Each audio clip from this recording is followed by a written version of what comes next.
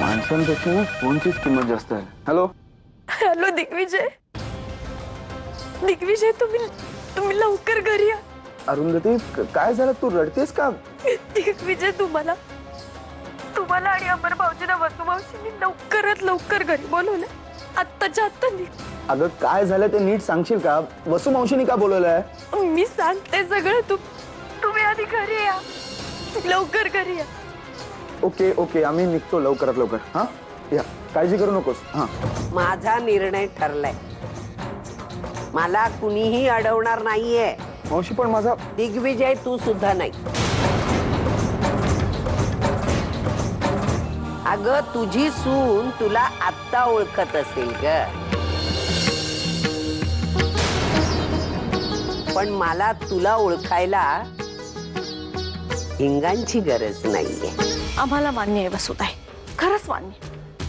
पण आता या क्षणी तू कुठेही जाणार नाही. आम्ही तुला कुठेही जाऊ देणार नाही. तुला कुणी सांगितलं मी जाणार आहे म्हणून?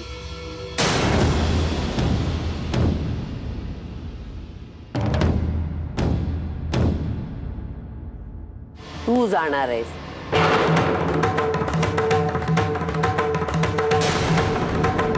पद्मिनी राजे सरंजामे, तू जाणार आहेस दूर, घरापासून दूर.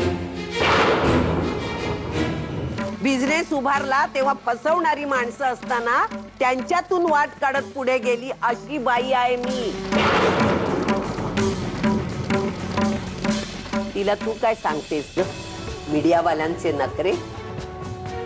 अगं निळ्या शाईनं कागदावर खरडणारे हे पत्रकार, त्यांच्यावर तू विश्वास ठेवते आणि आपल्या मुलीवर?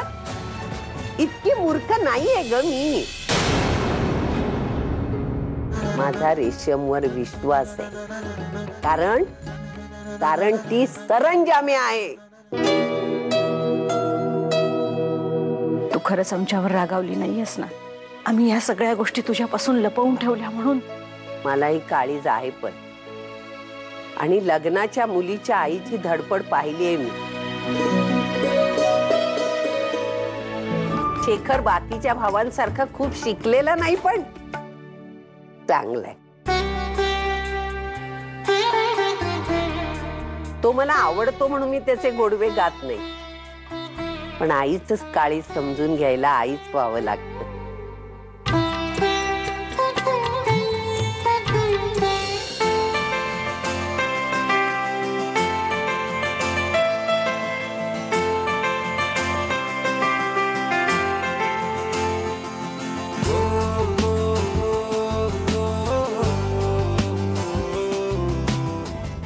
वहिनी,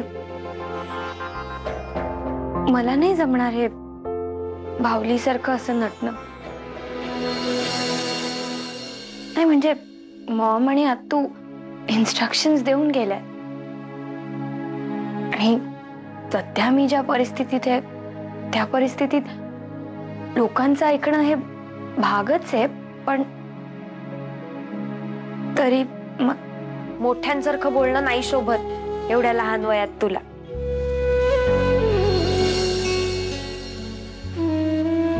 आम्हाला आमची सतत हसणारी, वाईट वाईट जोक सांगणारी पहिल्यासारखी रेशम हवी.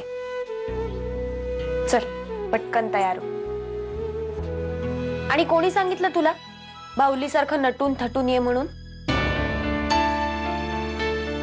अजिबात नाही. तुला जसं हवं तसं ये. तू जशी आहेस तशी जरी आलीस ना तरी पसंत पडशील त्यांना. चल लवकर ये, वाट बघतायत सगळे.